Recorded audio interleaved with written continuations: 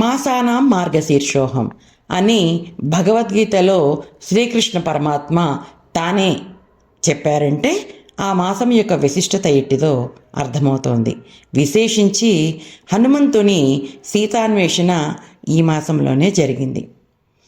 ఈ మాసమునందు శుద్ధ త్రయోదశి చాలా ప్రధానమైనది అని చెప్పబడింది.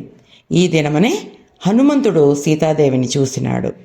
ఈరోజు హనుమంతుని పూజించిన వారి కోరికలు తీరి దుఃఖ నివృత్తి అవుతుందని సీతమ్మ తల్లి వరమసిగింది. ఈ సంవత్సరం హనుమద్వ్రతం 13 డిసెంబర్ 2024 ఆచరిస్తారు. ఆ రోజుని త్రయోదశి తిథి ఉంది. 12 డిసెంబర్ 2024 రాత్రి 10:26 గంటలకి ప్రారంభమైన ఈ త్రయోదశి తిథి మర్నాడు అంటే 13 డిసెంబర్ 2024 రాత్రి 7:40 ముగుస్తుంది. ఈ వ్రతాన్ని సాక్షాత్తు శ్రీరాముడు ఆచరించారు. ఆ కథ ఇప్పుడు వివరంగా తెలుసుకుందాం. సౌనకాది మహర్షులు సూత మహర్షిని శ్రీ హనుమ ఉద్భవాన్ని వివరించమని కోరారు. అప్పుడు ఆయన కథ చెప్పారు. వ్యాస మహర్షి ఒకసారి ద్వైతవనంలో ఉన్న పాండవుల దగ్గరకు వచ్చారు. ధర్మరాజు భార్య ద్రౌపదితో సోదరులతో సహా వెళ్ళి స్వాగతం చెప్పి లోపలికి ఆహ్వానించి అర్ఘ్యపాద్యాలు ఇచ్చి భక్తి శ్రద్ధలతో సేవించాడు. వ్యాసుడు సంతోషించి ద్రౌపది పాతివ్రత్యాన్ని మెచ్చుకున్నాడు. అందరూ భక్తి శ్రద్ధలతో చేయవలసిన వ్రతం ఒకటి ఉందని వివరించాడు. అది కార్యసిద్ధిని కలిగిస్తుందని, వెంటనే ఫలితం లభిస్తుందని చెప్పాడు. అదే ఈ హనుమద్వ్రతము అని.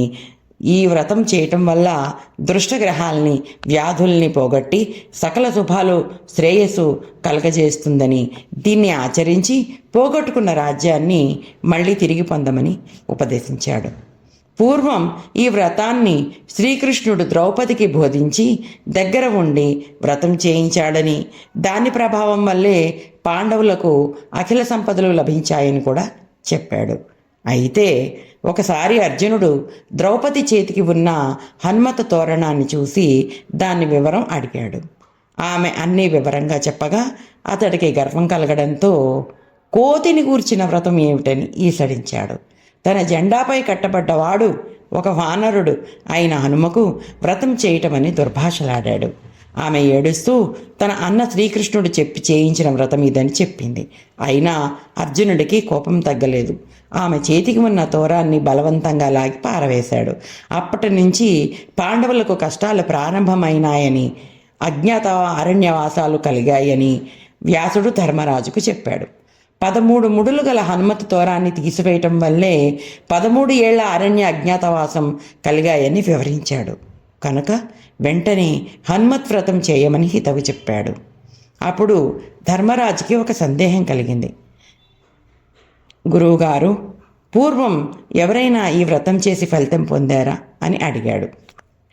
దానికి సమాధానంగా వ్యాసుడు ఒక కథ చెప్పాడు.